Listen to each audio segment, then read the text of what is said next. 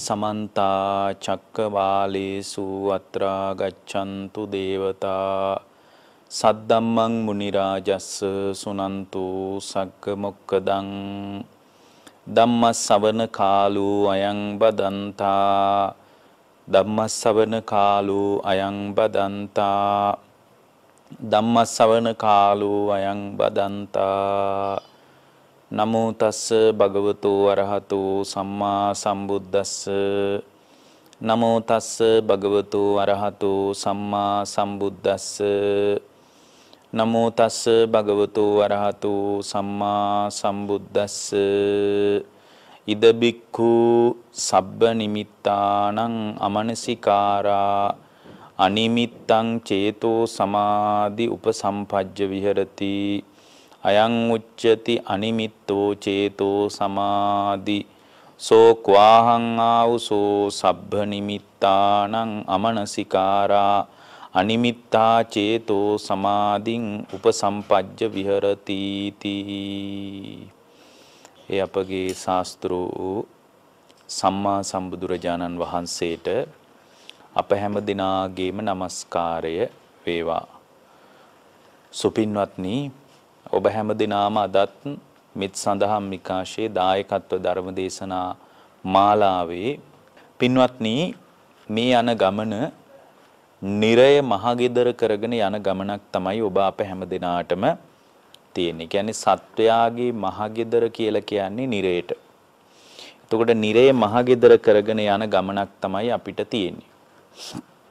එතකොට නිරය මහගෙදර කරගෙන යන ගමනේදී අපි හැම දිනාටම පින්වත්නි පුදුම හදිස්සියක් තියෙන්නේ නිරයට යන්න. මොකද මහගෙදරටනේ අපි කැරකිලා ආයෙත් යන්නේ. දැන් ඔබ කල්පනා කරලා බලන්න, එක තැනක ඉඳලා මේ අපි කාලයක් වැඩට ගිහින් හරි එහෙමත් නැත්නම් අපි වෙනත් පරිබාහිර කටයුත්තක යෙදිලා හරි තව විදියකින් කිව්වොත් එහෙම අපි අපේ පරිබාහිර කුමන තැනකදී හරි වැඩක් කරලා ඉවරුණු ගමන් අපට ඉක්මනින් හදිස්සියක් තියෙනව නේද අපේ ගෙදරට යන්න. ඒ කියන්නේ ඉක්මනින් අපි ගෙදරට එන්න බලනවා නේද? පින්වත්නි, මේ සත්වයාගේ මහගෙදර කියන්නේ නිරයට. එතකොට මනුස්ස ලෝකෙට එනවා, මනුස්ස ලෝකෙට ආපු සත්වයා ආයෙත් නිරයට යනවා. තිරිසන් ලෝකෙට වැටෙනවා, ආයෙත් නිරයට. പ്രേත ලෝකෙට වැටෙනවා, ආයෙත් නිරයට.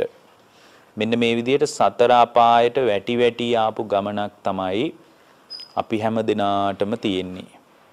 එතකොට සතර අපායට වැටි වැටි ආපු ගමනේදී අපට මේ බුද්ධ ශාසනයක් මුණ ගැහුණා මේ මනුස්ස ලෝකෙදී.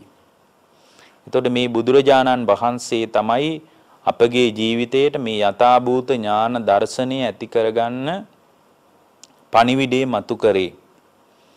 ලෝකේ කාමයේ ගවේෂණය කරන, රාගයේ ගවේෂණය කරන ලෝකයකට නිස්කාමයේ ගවේෂණය කරන්න අපගේ බුදුරජාණන් වහන්සේ තමයි ඉගැන්වුවේ. විරාගයේ ගවේෂණය කරන්න අපට බුදුරජාණන් වහන්සේ තමයි ඉගැන්වුවේ. ඒ ඉගැන්වීම ASCII කාමභෝගී ලෝකයේ පැත්තට ලෝකයා හඹාගෙන යනකොට ඒ හඹාගෙන යෑම ඉදිරියේ බුදුරජාණන් වහන්සේ කිං කුසල ගවේෂී, කිං ධම්ම ගවේෂී. එතකොට ධර්මී කුමක්ද? කුසලයේ කුමක්ද? සත්‍ය කුමක්ද? කිං සත්‍ය ගවේෂී. සත්‍ය කුමක්ද කියා මේ ලෝකයේ සත්‍යයත් කුසලයත් මොකක්ද කියලා උන්වහන්සේ තමයි අපිට ගවේෂණය කරන්න කියලා දුන්නේ. එවැනි ශාස්ත්‍රූවරයෙක් අපට මේ සතර අපායට වැටි වැටි යන ගමනේදී බුදුරජාණන් වහන්සේ අපට මුණ ගැහුණා.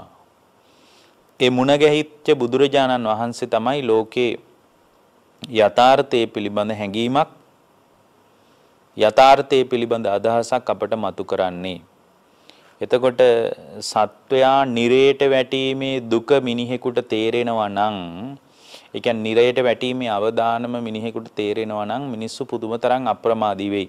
ඔය අපට තේරෙනවා කොසල් රජුරෝ දැකපු සිහිනවල විස්තර වෙනකොට තියෙනවා මේ නිරයට වැටිච්ච සත්වයා පිළිබඳ බුදුරජාණන් වහන්සේගේ කියවීම මොන වගේද කියලා.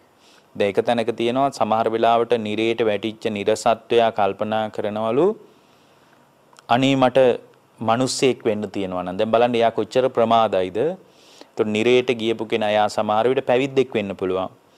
සමහර විට ගිහියෙක් වෙන්න පුළුවන්.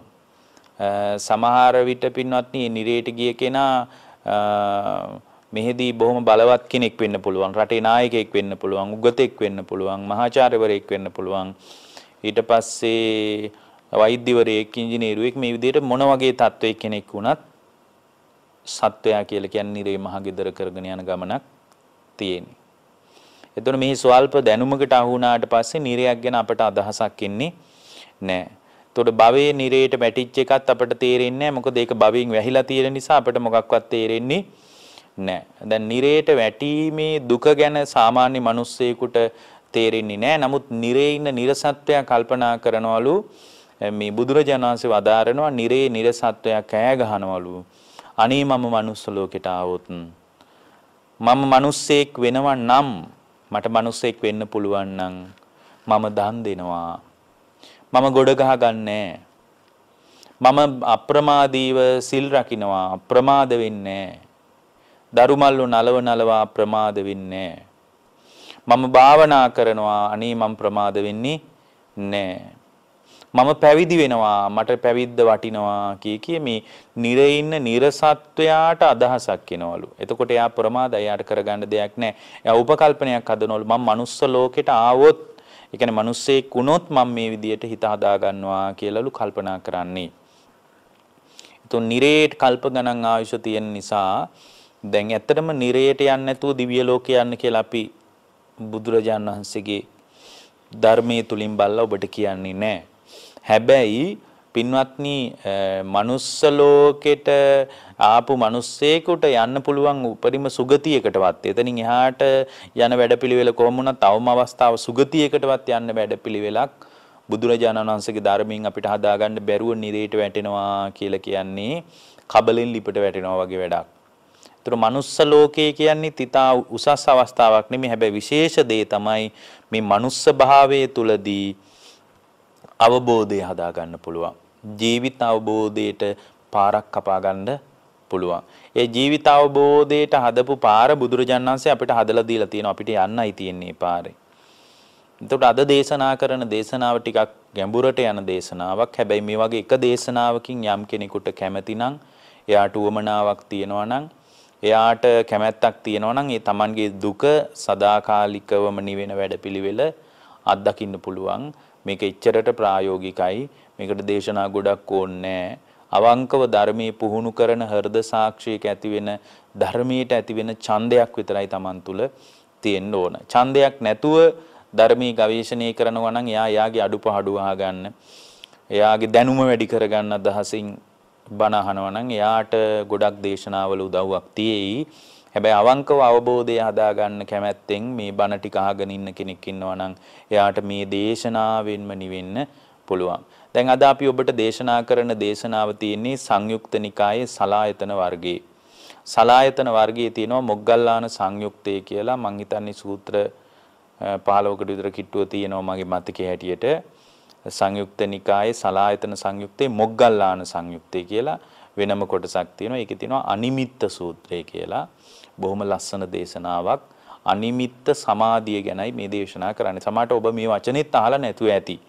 සමහර බෞද්ධ නාමයෙන් පෙනී ඉන්න පුළුවන් අනිමිත්ත සමාධිය කියලා එකක්. එහෙම වචනයක් තියෙනවද කියලා දන්නේ නැති කෙනෙක්. දැන් මේ දේශනාව පටන් ගන්නකොටම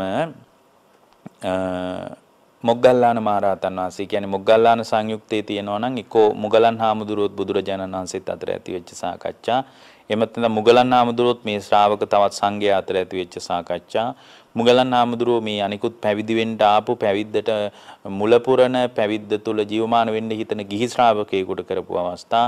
එහෙම නැත්නම් පැවිදි වෙච්ච නවක පැවිද්දෙකුට කරන අවස්ථාවක් දේශනා මේ වගේ දේවල් ගොඩක් තියෙනවා. එකෙන් කියවෙන්නේ මුගලන් හාමුදුරුවෝ හා සම්බන්ධ සියලු දේශනා මොග්ගල්ලාන සංයුක්තේ තියෙනවා කියලා. නමුත් මේ සංයුක්ත නිකායේ මුගලන් හාමුදුරුවෝ මුල් කරගත් දේශනා අතර අද අපි ඔබට දේශනා කරන්නේ අනිමිත්ත සූත්‍රය. අනිමිත්ත කියලා කියන්නේ මොකද්ද? පින්වත්නි බුදුදහමේ තියෙනවා අනිමිත්ත චිත්ත සමාධිය කියලා එකක්. මොකද්ද තියෙන්නේ? ඔන්න හැම බුද්ධ ශ්‍රාවකයෙක්ම දැනගන්න ඕන. ඒ අනිමිත්ත චිත්ත සමාධිය නිසා තමයි පින්වත්නි ආගේ ඉතේ විදර්ශනා සිත උපදින්නේ. ඒතර අනිමිත්ත චිත්ත සමාධිය ගැන දන්නේ නැති කෙනෙකුට විදර්ශනා සිත උපදින්නෙත් නැහැ, මිදීමක් උපදින්නෙත් නැහැ, මිදීමේ ඥානයක් උපදින්නෙත් නැහැ. එහෙමනම් මේ අනිමිත්ත චිත්ත සමාධිය කියන එක ගිහි ශ්‍රාවකයෙක් නම් දැනගන්න ඕන. දැන් මේ මුගලන් හාමුදුරුවෝ අනිකුත් සංඝයාට කතා කරලා මේ කතාව අහනවා. ආයුෂ්මතුනි අනිමිත්ත චිත්ත සමාධිය කියලා කියනවා. මොකක්ද ආයුෂ්මතුනි මේ අනිමිත්ත චිත්ත සමාධිය කියලා කියන්නේ? ආයුෂ්මතුනි දන්නවද මොකක්ද මේ අනිමිත්ත චිත්ත සමාධිය කියලා කියන්නේ කියලා? අර අලුතෙන් පැවිදි වෙච්ච එහෙමත් නැත්නම් පැවිද්ද තුල සම්පූර්ණයෙන්ම ප්‍රතිඵල හදාගන්න බැරි වුණ භික්ෂුන් වහන්සේලාගෙන් තමයි මොග්ගල්ලාන හාමුදුරුවෝ මේ කතාව අහන්නේ. මොකද්ද අනිමිත්ත චිත්ත සමාධිය? අනිමිත්ත චිත්ත සමාධිය කියනවා මොකද්ද අනිමිත්ත චිත්ත සමාධිය? එතකොට උන්වහන්සේ මතක් කරනවා ඉද බික්කවේ සබ්බං නිමිත්තානං අමනසිකාරා අනිමිත්තං චේතෝ සමාධි උපසම්පජ්ජ විහෙරති. අයං උච්චති අනිමිත්තෝ චේතෝ සමාධීති සෝකවාහං ආවුසෝ සබ්බං නිමිත්තානං අමනසිකාරං අනිමිත්තං චේතෝ සමාධි උපසම්පජ්ජ විහෙරති. උන්වහන්සේ මතක් කරනවා මේ අනිමිත්ත සමාධිය කියනවා. මේ අනිමිත්ත සමාධිය කියලා කියන්නේ ආයුෂ්මතුනි සියලු නිමිති මෙනෙහි නොකිරීමෙන් ඇතිවෙන සමාධිය. මොනවාද? සියලු නිමිති ධර්ම මාර්ගයට අදාළ ධර්ම මාර්ගයේ වහගන්න නිමිති තියෙනවනේ. ඒතකොට ධර්මයේ සම්පූර්ණයෙන්ම තමන්ව අධ්‍යයනය කරගෙන පහළට යන එක නම් ඒතකොට තමන්ව අධ්‍යයනය කරගෙන පහළට යන මේ ධර්ම මාර්ගයේ අදාළ ඍජු වැඩපිළිවෙල තුල මේ ආධ්‍යාත්මයට ගැඹුරට ඒ කියන්නේ පහළටම බහින්න ශ්‍රාවකයෙකුට අනිමිත්ත චිත්ත සමාධිය කියන එක තියෙන්න ඕන. දැන් සමාධිය කියන අපි මීට කලින් මෙත් සඳහන් විකාශයේ දේශනා කරලා තියෙනවා. සමාධිය කියනකොට දැන් ඔළුවට ඔබට එනවා ඇති වාඩි වෙලා නිකන් බද්ධ පරියන්කෙන් වාඩි වෙලා ඉතින් S2 එහෙම පියාගෙන එක අතක් උඩ අතක් තියාගෙන අර භාවනා කරන ඉරියව්වෙන් වාඩි වෙච්ච මිනිස්සෙක් භාවනා කරනකොට යාගේ හිතේ ඇති වෙන එකක් වගේ එහෙම හිතෙන්න පුළුවන්. හැබැයි මෙතන සමාධිය කියලා බුදු දහමේ කතා කරන පොදු අදහස හැම දෙයක් පිළිබඳව පොදු අදහසක් ගන්න පුළුවන් නේ. දැන් සංස්කාර කිව්වම ගොඩක් අදහස් තියෙනවා. ඒ කියන්නේ සිතුවිලි වලටත් සංස්කාර කියනවා, චිත්තචෛතසික ධර්ම මුල් කරගෙනත් සංස්කාර කියපු කතාවක් තියෙනවා. පිනටත් සංස්කාර කියලා තියෙනවා.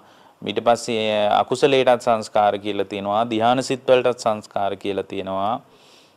මේ විදිහට ගත්තාම හේතු දැන් මේ ඔක්කොම කතා කියාගෙන ගිහින් ඊට පස්සේ කාය සංකාර, වචී සංකාර, චිත්ත සංකාර කියලා සංස්කාර ටිකක් තියෙනවා. මේ ඔක්කොම කතාන්දර ටික එක පැත්තකින් තිබ්බොත් සංස්කාර වලට අපිට පොදු අදහසක් ගන්න පුළුවන් නේ. සබ්බේ සංඛාරා කියන එක කියන්නේ සියලු හේතුන්ගෙන් හටගත්ත දේවල් සංස්කාරයන්. එහෙම පොදු අදහසක් ගන්න පුළුවන්. මොකද්ද පොදු අදහස? සියලු සංස්කාරයන් කියලා කියන්නේ හේතු ප්‍රත්‍යයන්ගෙන් හටගත්ත යමක් තියෙනවද ඒ සියල්ල සංස්කාරයි.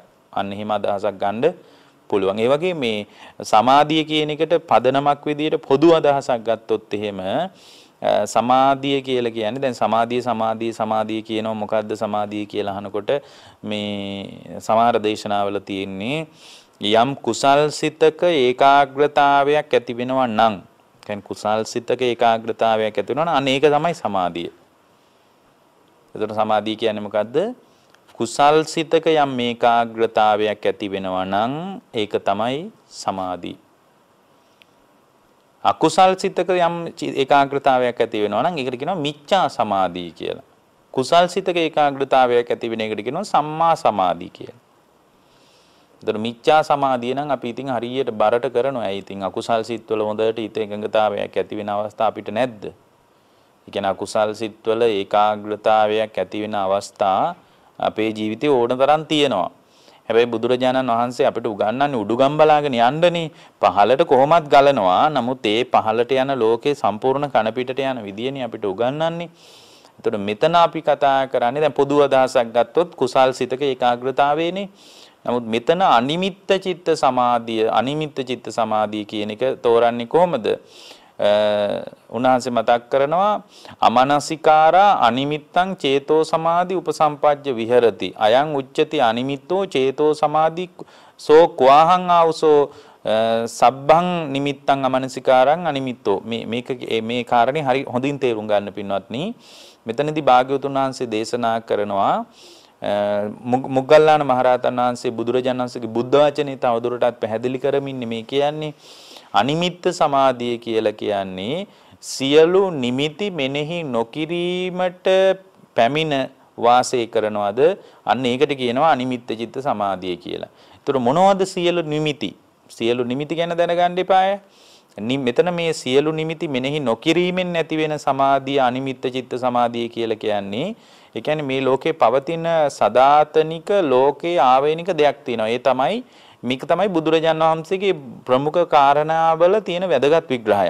ඒ කියන්නේ ලෝකයේ තියෙනවා මේ නিত্য සුඛ ආත්ම කියලා එකක්. මෙන්න මේ නিত্য සුඛ ආත්ම කියන තැනට වැටෙන්නේ නැතුව, ඒ කියන්නේ ලෝකේ නිට්ටයයි කියලා අල්ලන්නෙත් නැතුව, ලෝකේ සුඛයි කියලා අල්ලන්නෙත් නැතුව, ලෝකේ ආත්ම වශයෙන් අල්ලන්නෙත් නැතුව, ඒ කියන්නේ නিত্য සුඛ ආත්ම වශයෙන් අල්ලන්නේ නැතුව යම් ශ්‍රාවකෙක් Tamanගේ ජීවිතය හදාගෙන ඉන්නවා නම් ලෝකයේ පිළිබඳ පුද්ගල භාවයේ පිළිබඳ නিত্য වශයෙන් සුඛ වශයෙන් ආත්ම වශයෙන් ගන්නේ නැතුව මේ මොහොතේ වාසය කරනවා නම් එයාට කියනවා අනිමිත්ත චිත්ත සමාධියෙන් ඉන්නවා කියලා. ඒක ඒ කියන්නේ නිමිති ගන්න නැහැ. මොන වගේද නිමිති ගන්න නැත්තේ? අනිත්‍ය වශයෙන් තියෙන දේ නිට්ටය වශයෙන් නිමිත්තක් ගන්නෙ නැහැ. සුඛ දුක්ඛ මේ දුක්ඛ වශයෙන් පවතින ලෝකයේ සදාතනික සත්වයේ සුඛ වශයෙන් අල්ලන්නේ නැහැ. ආත්ම වශයෙන් මේ ලෝකයේ දෙයක් ගන්නෙ නැහැ. මොකද අනාත්ම ස්වභාවයක් නේ තියෙන්නේ.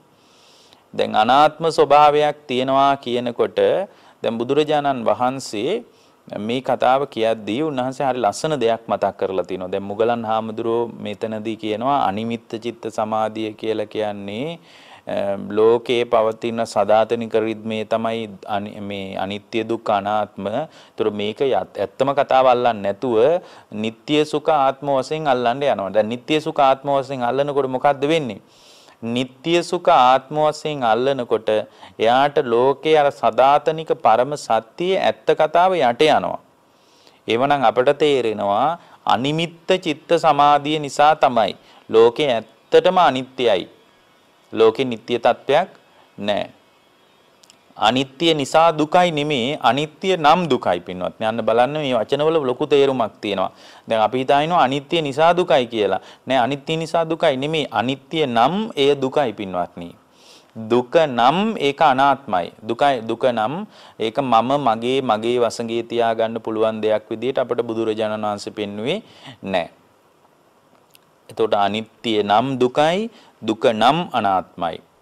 එතකොට මෙන්න මේ අනිත්‍ය දුක්ඛ අනාත්ම කියන ත්‍රිලක්ෂණය පිළිබඳ මේක කියන්න තමයි බුදුරජාණන් වහන්සේ පහළ වෙන්නේ. එතකොට මෙතන බුදුරජාණන් වහන්සේ දේශනා කරන දේශනාවෙන් බලනකොට අපට තේරෙනවා මේ අනිත්‍ය නම් දුක නම් ඊට පස්සේ දුක ස්වභාවයේ නිසා නම් අනාත්ම වෙන්නේ, මෙන්න මේ ස්වභාවයේ යථාර්ථය පෙන්වන්න තමයි බුදු කෙනෙක් පහළ වුණේ කියනවා. ඒතර සම්මා දිට්ඨිය තෝරන සමහර තැන්වල තියෙනවා යම් කෙනෙක් අනිත්‍ය දේ අනිත්‍ය විදියට දකිනවා නම්, දුක්ඛදායක දේ දුක විදිහට දකිනවා නම්, අනාත්ම දේ අනාත්ම විදිහට දකිනවා නම් ඒ දකින්න කෙනා තුල තියෙන්නේ සම්මා දිට්ඨිය කියනවා. එතකොට අනිත්‍ය දුක්ඛ අනාත්ම කියන ලෝකේ යථාර්ථවාදී රීතිය පිළිබඳ, යථාර්ථවාදී ස්වභාවය පිළිබඳ යම් කෙනෙක් අවබෝධයට පැමිණ වාසය කරනවද, ඒ වාසය කරන ශ්‍රාවකයා කියන්නේ ඇත්ත ඇති සැටියෙන් දකින්න. ඒකට කියන්නේ යථාභූත ඥාන දස්සනම් පජානාති කියලා. ඇත්තම එක ඇත්තම විදියට දකින්නවා. දැන් ඕක පින්වත්නි මේ දුක තියෙන්නේ පින්වත්නි අනිත්‍ය ස්වභාවය නිසාමයි. එතකොට අනිත්‍ය වෙන දෙයක් පිළිබඳ අපේ හිතේ ඇති වෙච්ච ඡන්ද රාගය නිසා කැමැත්ත මුල් වෙලාමයි දුක හටගන්නේ. ඊට වඩා දුක හටගන්නේ නැහැ.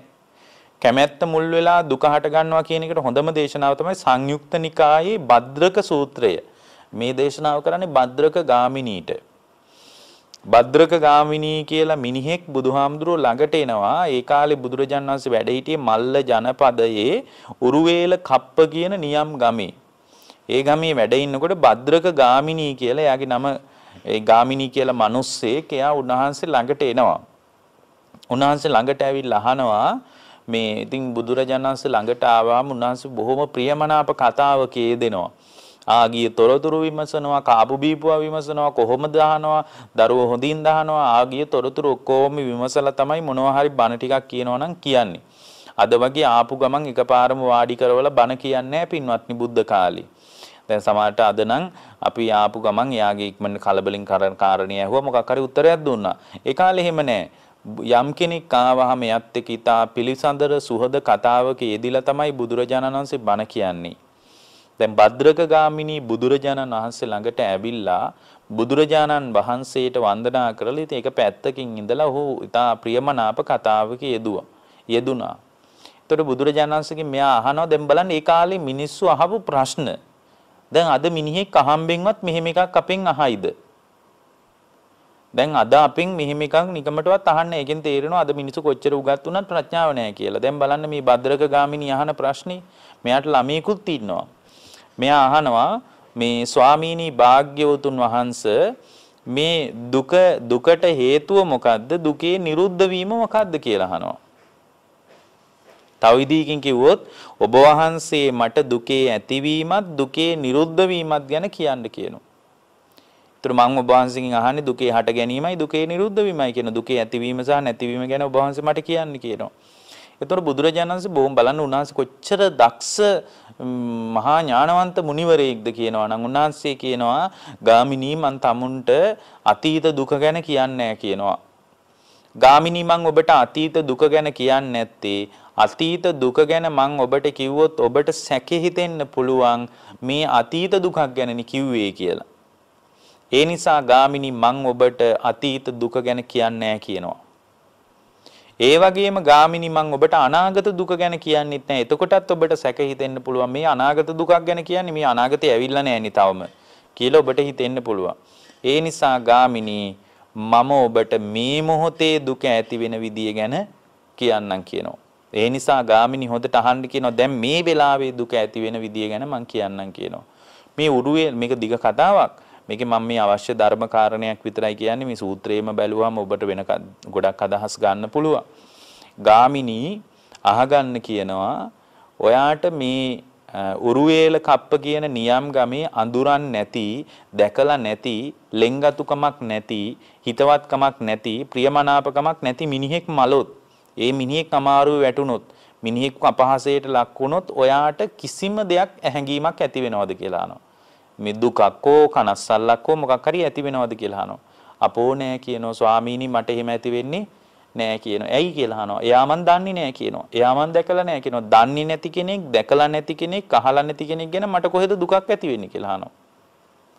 ඒ කියන්නේ එයා ගැන මට කැමැත්තක් නෑ කියනවා. දැන් මේ උරුවේල කප්ප කියන නියම් ගමේ ඕන මිනිහෙක් මැරෙන්න පුළුවන්. හැබැයි එයා මන් දන්නේ නැත්තම්, දැකලා නැත්තම්, අඳුරන්නේ නැත්තම්, කතා බහ කරලා නැත්තම්, ලිංගතුකමක් නැත්තම්, හිතවත්කමක් නැත්තම් මට දුක හට ගන්න නෑ කියනවා. ගාමිනී ඔබගේ අඳුරන කවුරු හරි කෙනෙක්, ඒ කියන්නේ දන්න කෙනෙක්, අඳුරන කෙනෙක්, ප්‍රියමනාප කෙනෙක් මේ නගරේ මිය ගියොත් එහෙම ඒක ඔබට අහන්න හම්බුනොත් මිය යාම විතරක් නෙමෙයි මොකක් හරි කරදරයකටපත් වුණා, අපහාසයට ලක් වුණා, මේ විදිහේ මොකක් හරි කතාවක් ඔබට ඇහුවොත් ඔබට මොකද හිතෙන්නේ අහනවා අර සිද්ධියත් එක්ක. ස්වාමීනි එතන නම් මට පොඩි දුකක් හට ගන්නවා කියනවා. හේතුව ඒ දුක හටගන්නේ මම එයා දන්නවා කියනවා. මාත් එක්ක ඒ අය අතර ඇයි හොඳයිකමක් තිබ්බා කියනවා. කැමැත්තක් තිබ්බා කියනවා. අපි අතර සුවදශීලී බවක් තිබ්බා කියනවා. එතකොට උන්වහන්සේ කියනවා ගාමිනී නම් මතක තියාගන්න කියනවා මේ දුක ඇති වෙන්නේ ඡන්ද රාගේ නිසාමයි. මේ දුක ඇති වුණේ කැමැත්ත මුල් වෙලාමයි. මේ දුකට හේතුව ආසාවමයි. මොකද්ද? මේ දුක ඇති වුණේ ඡන්ද රාගේ නිසා, මේ දුක ඇති වුණේ කැමැත්ත නිසා, මේ දුකට හේතුව ආසාවමයි. මේ දුකට හේතුව ආසාවට වඩා වෙන එකක් නෑ පින්වත්නි. ඒතකොට කැමැති කාරණා 500ක් තිබ්බොත් එයාට දුක් 500ක් උහුලන්න වෙනවා. කැමැති කාරණා 100ක් නම් තියෙන්නේ එයාට දුක් 100යි තියෙන්නේ. කැමැති කාරණා 10ක් නම් තියෙන්නේ එයාට දුක් 10යි තියෙන්නේ. කැමැති කාරණා එකක් නම් එයාට දුක් එකයි. කැමැති කාරණා නැත්තම් දුක් කාරණා නෑ. ඒතකොට දුක බැඳිලා තියෙන්නේ කැමැත්තත් එක්ක. කැමැත්ත පසුපස තමයි දුක ලුහු බඳින්නේ. කැමැත්ත පසුපස සෙවණැල්ලක්සේ පිටුපසින් වේගෙන් දුක තමන්ව ලුහු බඳිනවා. ඊට පස්සේ මොහු කියනවා මේ කතාව අතර තව සිද්ධියක් තියෙනවා. චිරවාසී කියලා පුතෙක් හිටියා කියනවා. මොකක්ද එයාගේ නම? චිරවාසී. ඒතර මේ පුතා කොහමරි මේ භද්‍රක ගාමිනීගේ ගෙදර නෙමෙයි ඉඳලා තියෙන්නේ. මෙයා වෙනම ඉඳලා තියෙන්නේ. භද්‍රක ගාමිනී ඉන්නවා. එයාගේ ගෙදර චිරවාසී කියන තමන්ගේ පුතා ඉඳලා නෑ. එයා වෙන ගෙදරක ඉඳලා තියෙන්නේ. හැබැයි මේ භද්‍රක ගාමිනී තාත්තා විදියට හැමදාම ගෙදර වැඩ කරන මිනිස්සෙක් යවලා තියෙනවා. පුතා කොහොමද හොඳින් ඉන්නවද මොකක් හරි ප්‍රශ්නයක්ද කියලා අහලා බලලා වරෙන් කියලා යවලා තියෙනවා. ඒතකොට අර ගෙදර වැඩ කරන මිනිහා වැඩ කර ඉන්න ගමන් උදෙන්ම යනවා අර චිරවාසී කියන පුතා හොඳින් ඉන්නවද අසනීපයක්ද මොනවද කියලා බලලා ඉන්න යනවලු. එහෙම යනකොට පින්වත්නි දැන් මෙයා පිටත් වෙලා යනවා. යනකොට සමහර විට ගිහින් එන්න වෙලා ගියොත් ඒ කියන්නේ අර ගෙදර වැඩ කරන මිනිස්සෙක් ගියානේ පුතා හොඳින් ඉන්නවද බලාගෙන ඉන්න.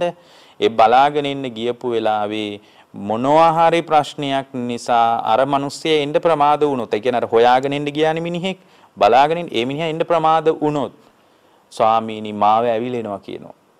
මට ඒක දරා ගන්න බෑ කියනවා. මට ඒක හිතා ගන්න බෑ කියනවා. එන්න ප්‍රමාද වුණොත් අනේ පුතාට කරදරයක් වද්ද මොකක් හරි ප්‍රශ්නයක්ද කියලා මගේ හිතේ දැවිල්ලක් හට ගන්නවා කියනවා. දැන් ඔබ උනත් බලන්න ඔබේ දරුවා 7:00ට බස් එකෙන් බහිනවා නම් 7:00ට බස් එකෙන් ගන්න ළමයා ගන්න ගියොත් එහෙම පන්ති ගිහින් ගෑනු ළමයෙක් එනවා කියලා හිතන්න තමන්ගේ දුව හරි පුතා හරි ඒතර ළමයා ගන්න ගිහින් 7:00ට බස් එකේ ආවේ නැත්නම් ඔබ තුල දැවිල්ලක් හට ගන්නවද නැද්ද? හට ගන්නවා. ඒක තමයි මේ භද්‍රක ගාමිනී තමන්ගේ පුතා ගැන මේ කියන කතාව. එතකොට තවත් අඳුරන්නේ නැති ළමෙක් තවම දරුවා නෑනේ කිව්වම අපිට පොඩි කනස්සල්ලක් ඇති වෙයි. අනේ මේ මිනිස්සු දුකෙන් ඉන්නවා වගේ කියලා. නමුත් අර තමන්ගේ දරුවා තරම් ඒකෙන් 10න් පංගුවක් තරම්වත් ඒක ලොකු ප්‍රශ්නයක් නෙමෙයි. හේතුව තමයි එතකොට දැන් මේ භද්‍රක ගාමිනී කියනවා තමන්ගේ චිරවාසී කියන පුතා ඉන්න තැනට ගිහින් අර මිනිස්සයා එන්න පුතා ගැන පණිවිඩය අරගෙන ඉන්න ප්‍රමාද වුණොත් ස්වාමීනි මං කඩා වැටෙනවා කිව්වා මගේ හදවත පිච්චෙනවා කිව්වා මාව දැවිල්ලක් හට ගන්නවා. එතකොට උන්වහන්සේ කියනවා හොඳයි භද්‍රක ගාමිනී එහෙනම් චන්ද රාගේ නිසාම නේද දැවිල්ල හටගන්නේ. කැමැත්ත නිසාම නේද දුක හටගන්නේ. ආසාවම නේද දුකට මුල. චන්දරාගේ කැමැත්ත මුල් වෙලාම නේද දුක උපදින්නේ කියලා මතක් කරනවා. ඊට පස්සේ බුදුරජාණන් වහන්සේ වදාරනවා හොඳයි භද්‍රක ගාමිනී ඔබගේ ඔය චිරවාසී කියන පුතා මිය ගියොත් මොකද කියන්නේ කියලා අහනවා. දැන් චිරවාසී මැරුණොත් මොකද ස්වාමීනි මට හිතා ගන්න බෑ කියනවා. සමහර විට මමත් මැරෙයි කියනවා. එතකොට උන්වහන්සේ ආයෙත් කියනවා හොඳයි එහෙනම් භද්‍රක ගාමිනී කැමැත්ත නිසාම නේද දුක ලුහු බඳින්නේ.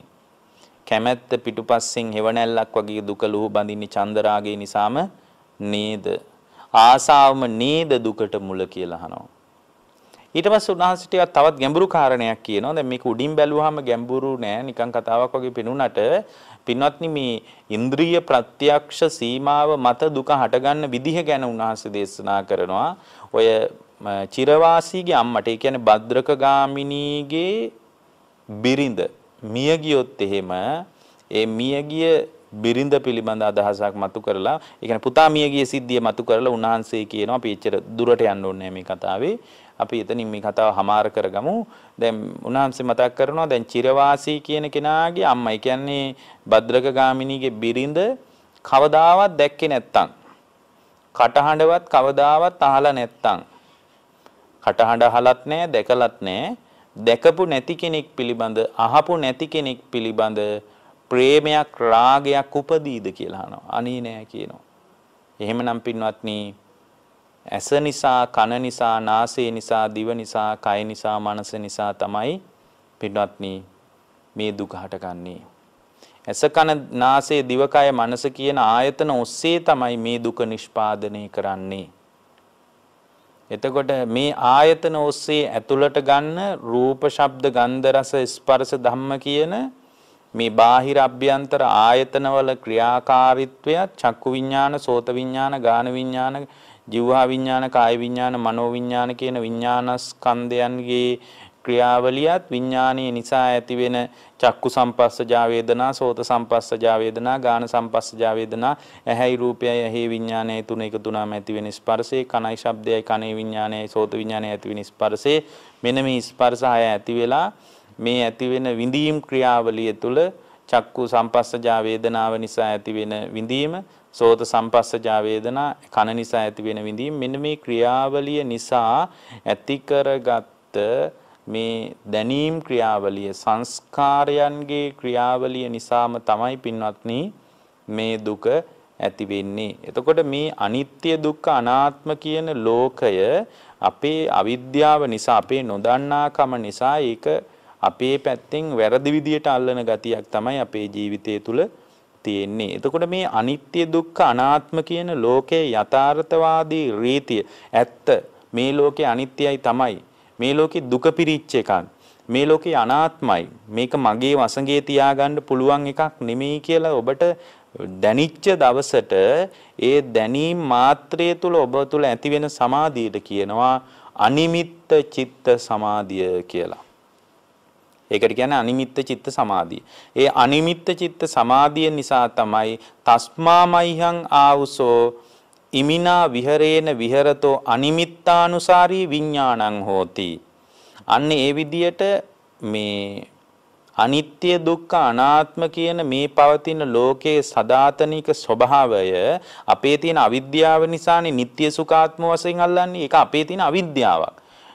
ඒක පිටින් ඉඳලා බලනකොට තේරෙනවා මේ ලෝකයට අහුවෙච්ච මිනිහෙක් තමයි මේ නিত্য සුඛ ආත්ම වශයෙන් මේ ලෝකේ තියෙන දේවල් අල්ලන්නේ.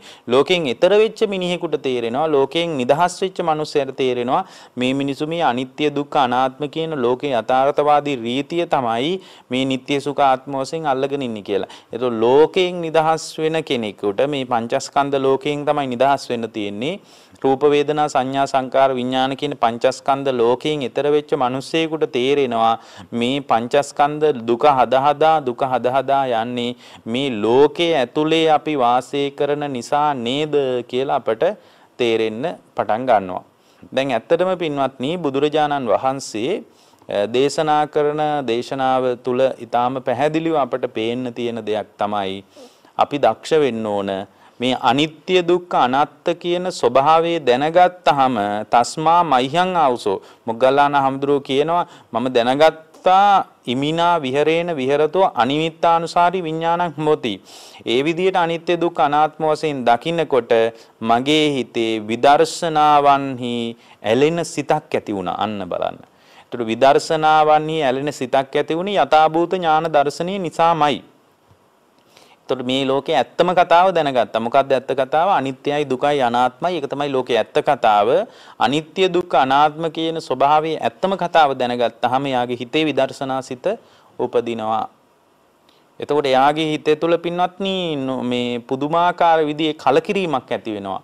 කලකිරීම කියලා කියන්නේ මේ නිකන් ආදරේ කරන දෙන්නෙක් අතර ඇති වෙන ආදරේ අමනාපකම නිසා ඇති වෙන කලකිරීමක් නෙමෙයි. දැන් සමහර කොල්ලෝ එහෙම ඇවිල්ලා කියනවා හිටි ගමන් අනේ ස්වාමීන් වහන්සේ දැන් මට නම් මේ පැවිද්දට යන්න හිතෙනවා. මට ඇහි කියලා ඇහුවාම යා කියනවා මෙන්න මෙහෙම ප්‍රශ්නයක් කියලා.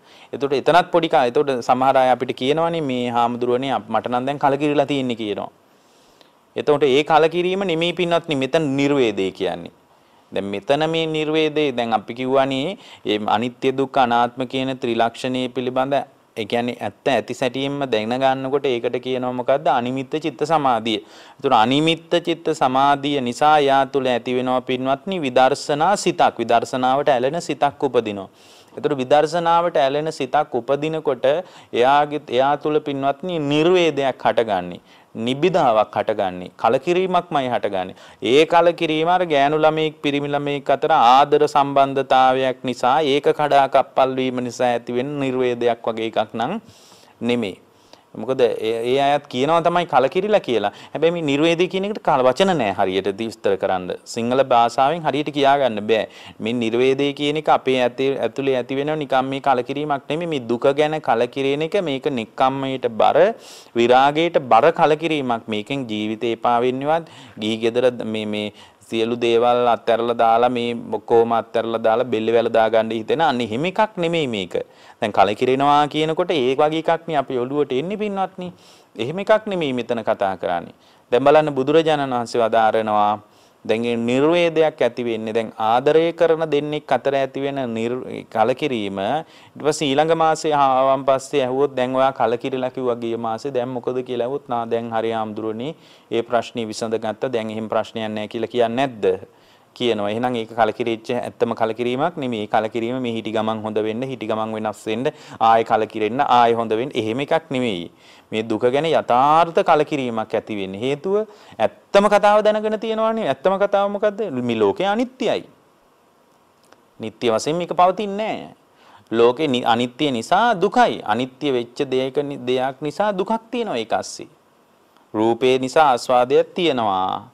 රූපේ නිසා සැපක් සොම්නසක් තියෙනවා. රූපේ කොණ්ඩේ නිසා, හැම නිසා, රවුල නිසා, ඇඟ නිසා මේ ඇඳුම් මේ ක්‍රියාවලිය ඇසේ රූපේ නිසා ආස්වාදයක් තියෙනවා. ඒක හරි.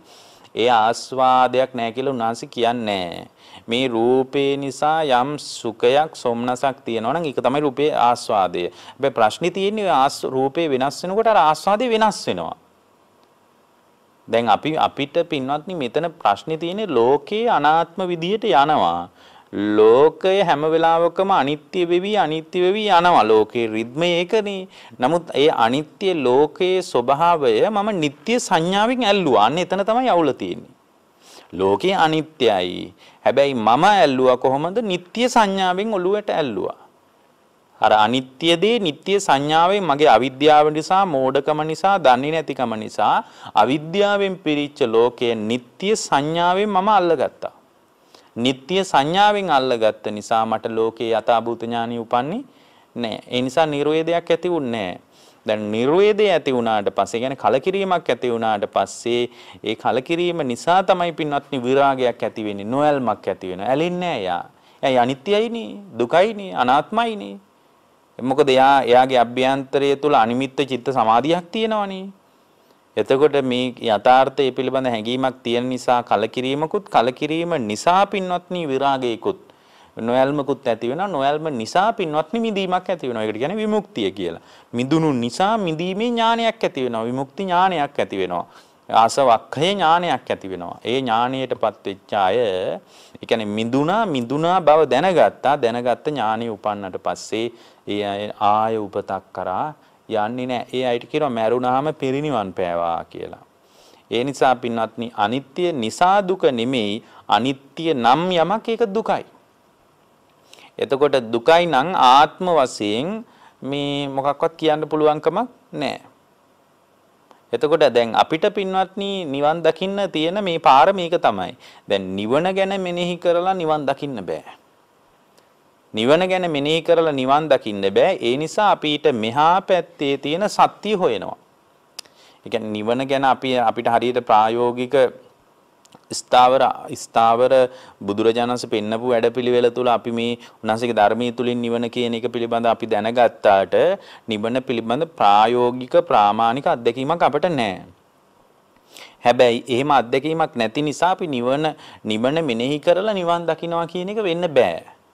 හැබැයි නිවනේ ගුණ මෙනෙහි කරන එකත් මේ අනුපස්සනාවක් විදියට අර දස අනුස්සතිය තියෙනවා. නමුත් එහෙම කරනකොට යාට උනන්දුවක් ඇති වෙනවා. ඒක හරි. නමුත් නිවන මෙනෙහි කරලා නිවන් දකින්න බෑ. ඒ නිසා උපක්‍රමයක් පාවිච්චි කරනවා. මොකද්ද? ඊට මෙහා පැත්තේ තියෙන සත්‍ය හොයනවා. අනේ ඊට මෙහා පැත්තේ තියෙන සත්‍ය තමයි ලෝකේ අනිත්‍යයි, දුකයි, අනාත්මයි.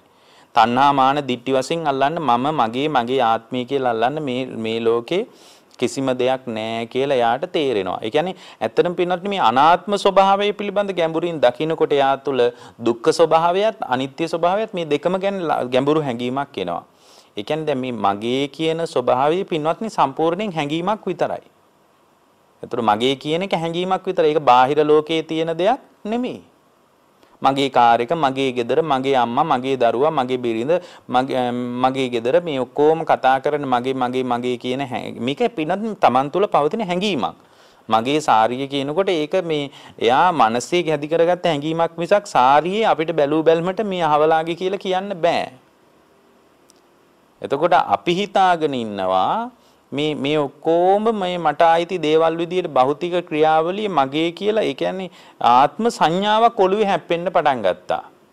ඒ කියන්නේ අනාත්ම ලෝකයේ පිළිබඳ අනාත්ම සංඥාවක් නෙමෙයි අපි තුල ඇති වුණේ. අනාත්ම ලෝකයේ පිළිබඳ ආත්ම සංඥාවක් අපේ ඇතුලේ ඇති වුණා. ඒ නිසා මේ දකින්න දේවල් මගේ කියලා දෙයක් හැප්පෙන්න පටන් ගත්තා. ඒතකොට ඕක අවබෝධ වෙන්නේ පින්වත්නි.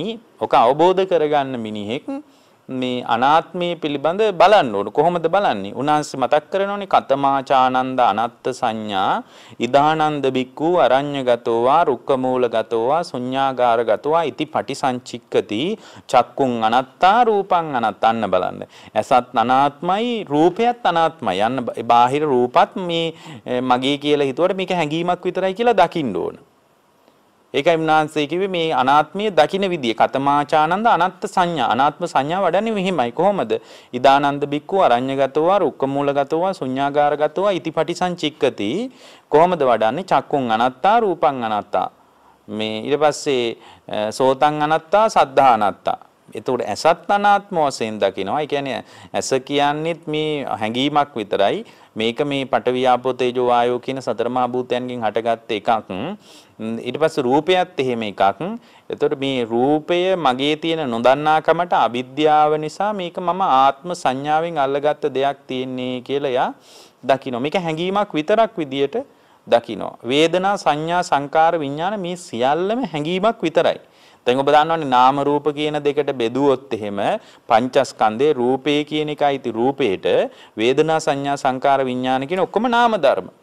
ඔබ තුල ඇති වෙන යම් වේදනාවක් තියෙනවා නම් ඒක නාම හැඟීමක් විතරයි.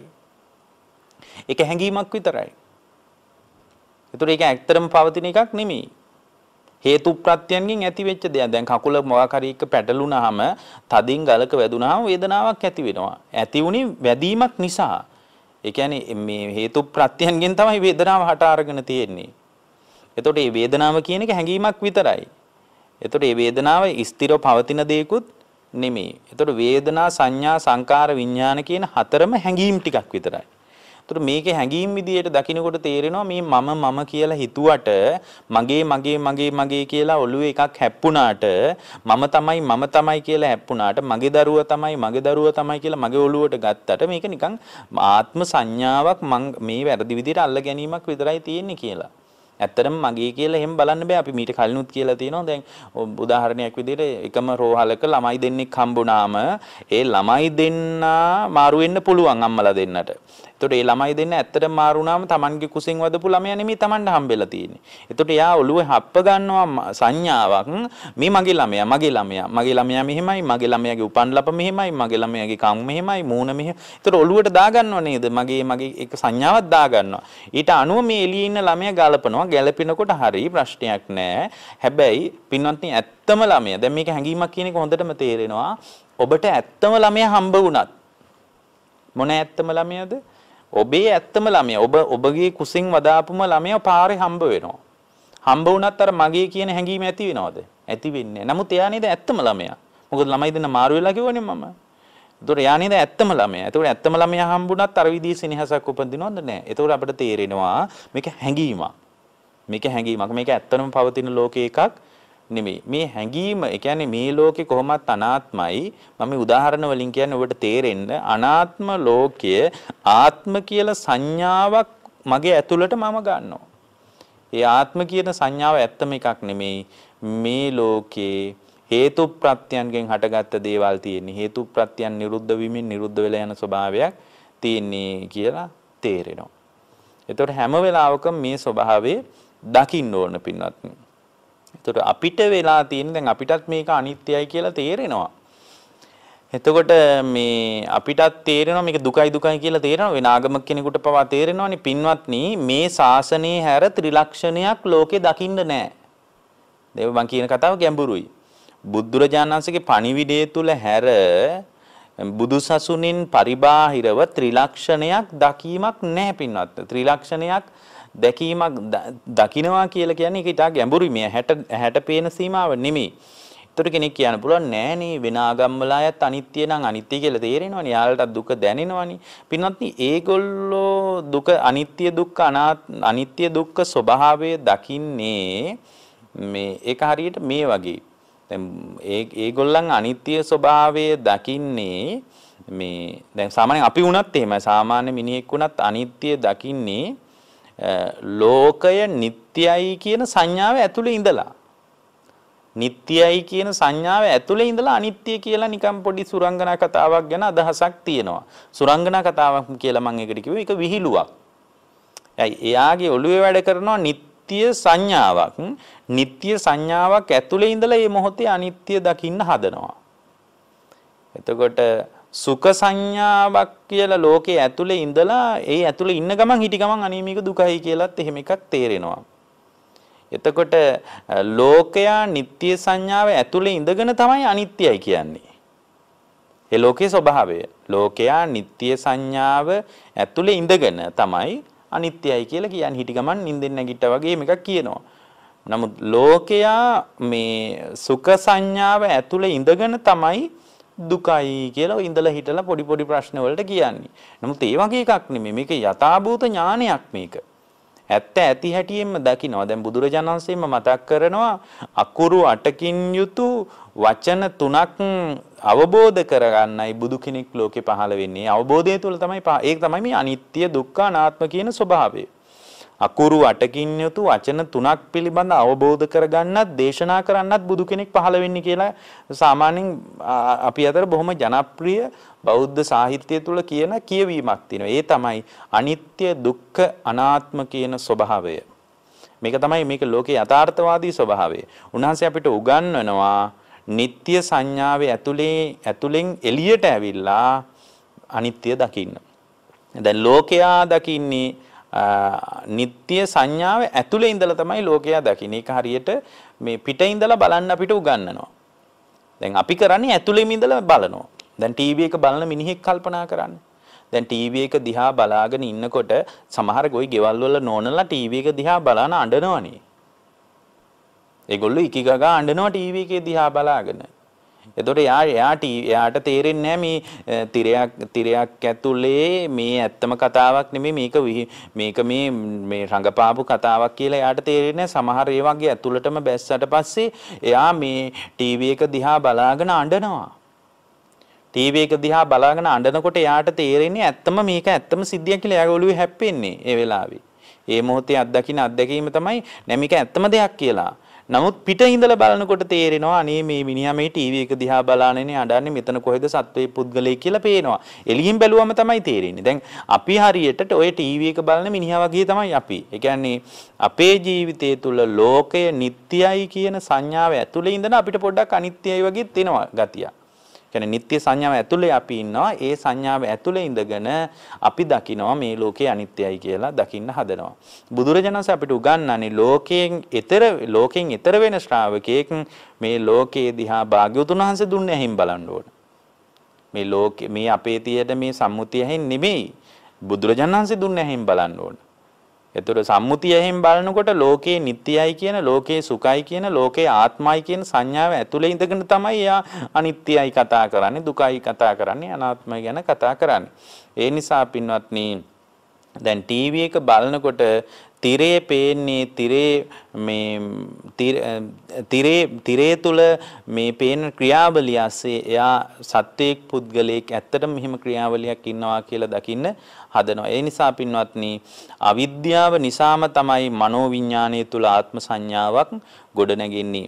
ඒ කියන්නේ ආත්ම සංඥාව දුකට හේතුව විදියට තමයි මෙතන පැහැදිලි වෙන්නේ. ඒ කියන්නේ දුක්ඛ සමුදය විදිහට මෙතන පැහැදිලි වෙන්නේ ආත්ම සංඥාව. මේ ත්‍රිලක්ෂණයේ සම්බන්ධ කතාවේදී දැන් පොදුවේ ගත්තාම අපි කතා කරන්නේ දුකට හේතුව තණ්හාව නිරුද්ධ කිරීමෙන් දුක නිරුද්ධ වෙනවා කියලානේ.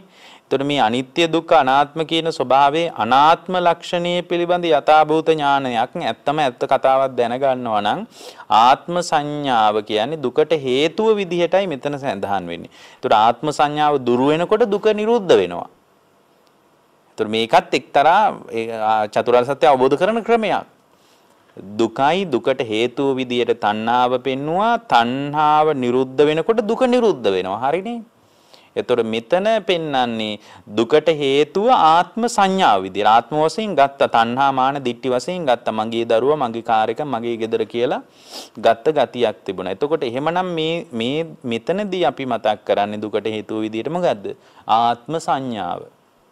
එතකොට ආත්ම සංඥාව දුකට හේතුව නම් ආත්ම සංඥාව බැහැර වෙලා යනකොට, ආත්ම සංඥාව ගැලවිලා යනකොට, ආත්ම සංඥාව කැඩිලා යනකොට දුක නිරුද්ධ වෙනවා. එන්නේ මේ විදිහටයි බුදුරජාණන් වහන්සේ අපට පැහැදිලි කරන්නේ. ඒ නිසා යම් කෙනෙක් ආත්ම සංඥාවෙන් නිදහස් නම්, ආත්ම සංඥාවෙන් නිදහස් වෙනවා නම් එයා දුකෙන් නිදහස්. ඒ නිසා පින්වත්නි මේක හරි ගැඹුරට යනවා. මේක පැය ගාණක් කතා කරගන්න පුළුවන් දෙයක්. ඒ නිසා මේක ලෝකේ යථාර්ථය. හැම තැනකම තියෙන විශ්ව ව්‍යාප්ත ධර්මතාවයක් මේක.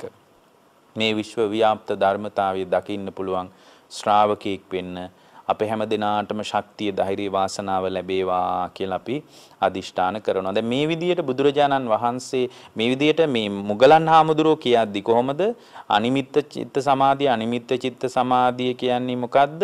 නিত্য සුඛ ආත්ම වශයෙන් මේ යම් කෙනෙක් මේ නිමිති ගන්න නැතුව වාසය කිරීම තුළ අනිමිත්ත චිත්ත සමාධිය වැඩෙනවා කියනවා. මේ මෙහෙම කියද්දි බුදුරජාණන් වහන්සේ එතන පෙනී හිටියා කියනවා. පෙනී ඉඳලා කිව්වලු මොග්ගල්ලාන මා බ්‍රාහ්මණ අනිමිත්තං චේතෝ සමාධි පමාදෝ. මොග්ගල්ලා ඒ කියන්නේ එ르දියෙන් පෙනී ඉඳලා කිව්වලු මොග්ගල්ලාන දේවතාවක් කතා කරාලු. බ්‍රාහ්මණය උන්වහන්සේ මතක් කරනවා අනිමිත්ත චිත්ත සමාධියට නම් ප්‍රමාද වෙන්න එපා. අනිමිත්ත චේතෝ සමාධි චිත්තං සන්ටාපේති. චිත්තං සන්ටාපේති කියලා කියන්නේ අනිමිත්ත චිත්ත සමාධිය තුල සිත පිහිටුවා ගන්න. අනිමිත්ත චිත්ත සමාධිය තුලම හිත තබා ගන්න. එතකොට ඔබට විදර්ශනාසිත උපදවාගෙන නිකලස් වෙන්න පුළුවන් කියලා භාග්‍යවතුන් වහන්සේ දේශනා කළා කියලා අනිමිත්ත සූත්‍රයේ සංයුක්ත නිකායේ සලායතන සංයුත්තේ සලායතන වර්ගයේ මේ දේශනාව සඳහන් වෙනවා. ඔබට මේ ගැඹුරු දේශනාව මම වඩාත් සරල කරලා දේශනා කළේ ජීවිත අවබෝධයට, යථාර්ථ අවබෝධයට. ඔබේ හිත විවෘත වේවා. ඔබට ඊටාම ඉක්මනින් චතුරාර්ය සත්‍ය අවබෝධ වේවා.